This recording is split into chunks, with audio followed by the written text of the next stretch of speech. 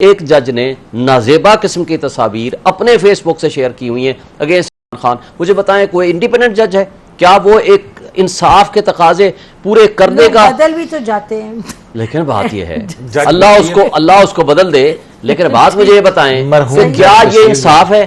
हर हाल में उसी के जरिए कराना है। इसमें इस्लामाबाद हाईकोर्ट के चीफ जस्टिस साहब ने भी उसी को देना है, जिन्होंने अल अजीजिया और उसके अंदर सजाएं सुनाई थी, वो भी तो है ना सरकार मेरी। देखें क्या उस बंदे ने किसी जज ने उसमें वो जज साहब को तो नौकरी से निकाल दिया गया मिसकंडक्ट के ऊपर, लेकिन फैसले तो उनके अभी तक। अच्छा, मजहर के पास जाने फैसला तो मैरिज के ऊपर डिसाइड होगा। अच्छा जी, इतनी आजाद अदलिया है।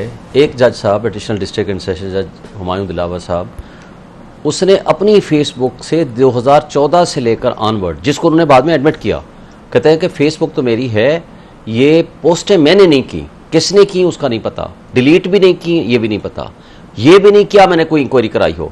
उसको कहा कि आप सिर्फ इस केस को ना सुनो, को और सुन ले। उन्होंने कहा नहीं, मैंने ही इसको सुनना है और डे टू डे बेसिस पे सुनना है। बाकी सारे केसेस अर्जन सुबह 9 बजे से लेकर 4 बजे तक, और एक दिन की भी मैं डेट नहीं दूंगा। और जब हमने उसको चैलेंज किया कि ये अथोराइज्ड ही नहीं है इलेक्शन कमीशन, ये पटिशन यहाँ मेंटेनेबल ही नहीं है, चीफ जस्टिस आमिर फारूक साहब ने 10 क्वेश्चंस बना के फॉरवर्ड किया कि आप इसको दोबारा डिसाइड कर दें।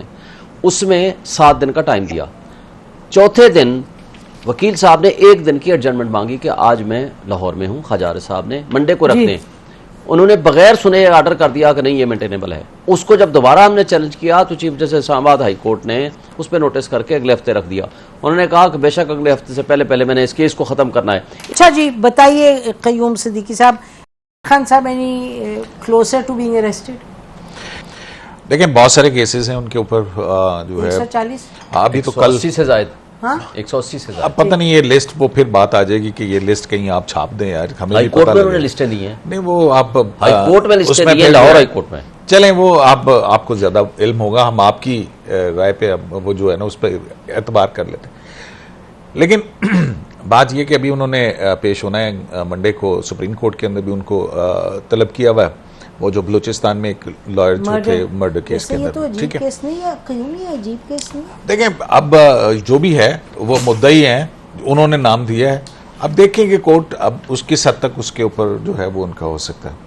लेकिन दूसरी तरफ जो उनसे ना फिर उसके बाद तोशा खाना है, वो उसी दिन है, वो मेरे ख्याल उसके बाद वहाँ पे आएंगे वो जो सेशन जी आज जो नीचे सेशंस कोर्ट में चल रहे, वो दिलावर साहब जिनके हवाले से बहुत सारे तहफ़्फ़ुज़ात हैं अपना शेख शाहीन साहब को, जी जज साहब को, मुझे नहीं तो उसके फेसबुक अकाउंट से जिसने आपके पास लेकिन फिनिश प्लीज। तो वो जो मुकदमा है उसमें बहुत सारी चीज़ें हैं। पहले डिस्क्वालिफिकेशन तो उनकी हो चुकी है 162 1P के नीचे। उसके बाद ये इलेक्शन कमीशन ने भिजवाया था कि इसकी क्रिमिनल साइड है कि उनको एसेट छुपाने पे और गलत बयानी करने के ऊपर सज़ा दीजिए, जो कि 3 साल के करीब है उसकी सज़ा बनती है। बहरहाल इस पर कोई 30-35 से ज़ायद जो है हियरिंग हो चुकी हैं और हर हियरिंग को डिले किया गया है। खान कभी पेश नहीं हुए और अगर एक मरतबा पेश हुए तो वो आपको याद है कि जो ज़फ़र इकबाल साहब थे पिछले जज साहब, जिनकी अहलिया की ऑडियो लीक भी आई थी, उन्होंने फिर वो गाड़ी में बैठ के जो है वो उनके जो हाजिरी लगाई थी और फिर वो वहाँ से चले गए। तो फिर वो फाइल भी गुम हो गई थी। अब वो मेरे ख्याल उस दिन हम इत्तफाक से हम आप ही के प्रोग्राम पे में। तो मामला ये है कि ट्रायल के अंदर अगर इतना ज़वाज़े मौक़िफ़ है इनका, तो उससे एहतराज़ क्यों कर रहे हैं?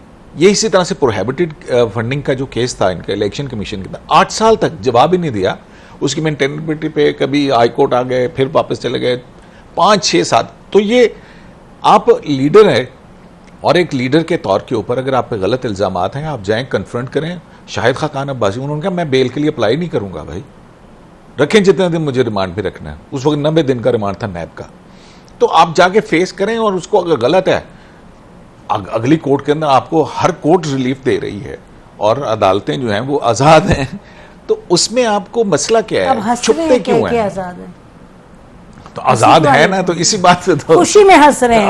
अच्छा, तंज में नहीं हंस रहे। जी मजहर अब्बास, मजहर ये बताइएगा आप इसको कैसे देख रहे हैं सिचुएशन को?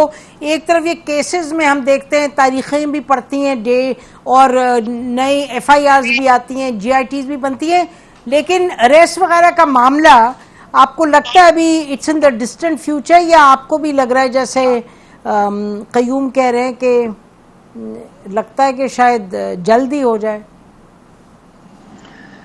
देखिए, अब जाहिर है जो पीटीआई के लोग हैं, उनके लॉयर्स हैं, वो तो कोशिश करेंगे कि चीज़ों को रोनाल्डो या मेसी की तरह इधर उधर करें कि यहाँ अगर मुकदमा है तो इधर एडजमेंट वो होता है। वो शायद पीटीआई ना हो, कोई और गवर्नमेंट पार्टी हो, वो भी यही करेगी अपने क्लाइंट को बचाने के लिए।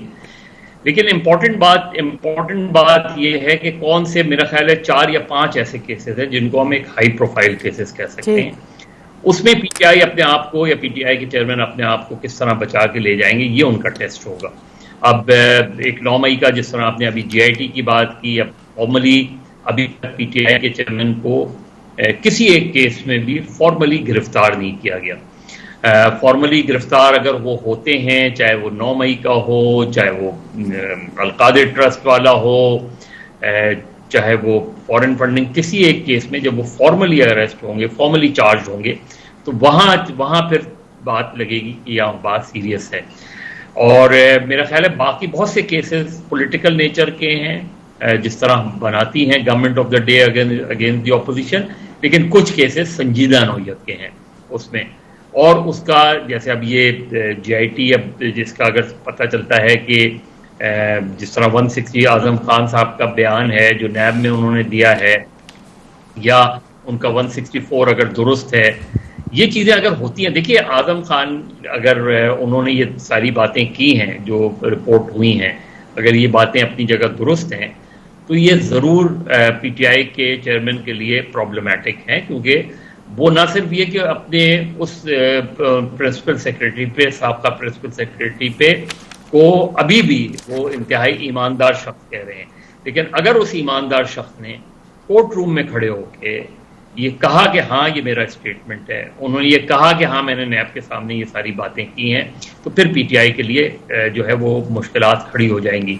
फॉर्मली उनकी गिरफ्तारी या disqualification, it is too early कि वो फॉर्मली, लेकिन अब अगर जीआईटी उनको इम्प्लिकेट करती है और फॉर्मली वो चार्ज होते हैं, या फॉर्मली उनका नाम उस एफआईआर में आता है, तो फिर अरेस्ट पॉसिबल। फिर अरेस्ट पॉसिबल। अच्छा, बहुत शुक्रिया आप सबका प्रोग्राम में आने का। नाज़रीन, इसी पर आज का प्रोग्राम ख़त्म करते हैं। खुदा हाफिज़। पाकिस्तान जिंदाबाद।